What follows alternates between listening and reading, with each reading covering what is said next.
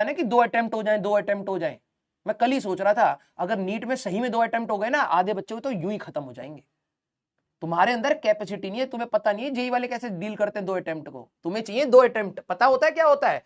इसकी 2 गुनी स्पीड चलेगी सिलेबस की। दिसंबर में 12वीं क्लास में दिसंबर में 11th रिवाइज करके खत्म करना पड़ता है। समझ रहा है उस कैपेसिटी को? जो ड्रॉपर के बच्चे हैं 2 अटेम्प्ट चाहिए, जून में ड्रॉप लोगे, दिसंबर में खत्म चाहिए होगा सिलेबस। और नीट वाले बच्चों के सर हमें आराम आराम से सर बिल्कुल बेसिक से पढ़ाओ सर, लाइन बाय लाइन आप पढ़ाओ सर, ये पढ़ा दो वो पढ़ा दो। स्पून फीडिंग की आदत है तुम लोगों को। 2 अटेम्प्ट हो गए ना, खत्म हो जाओगे तुम लोग।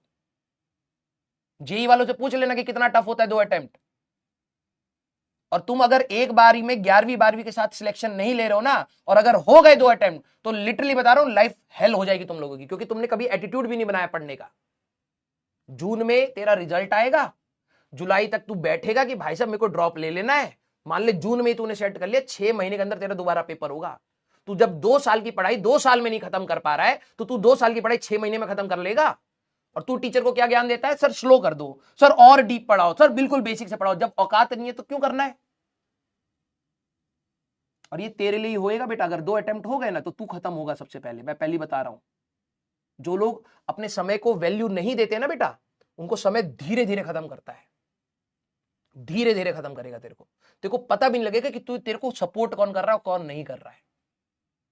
बहुत बुरा समय आएगा बेटा, लिटरली बता रहा हूं, बहुत बुरा समय आता है। और फिर ये मत बोलना कि भाई साहब दुनिया नहीं समझ रही। जब दुनिया समझ करके तेरे को पढ़ाने की कोशिश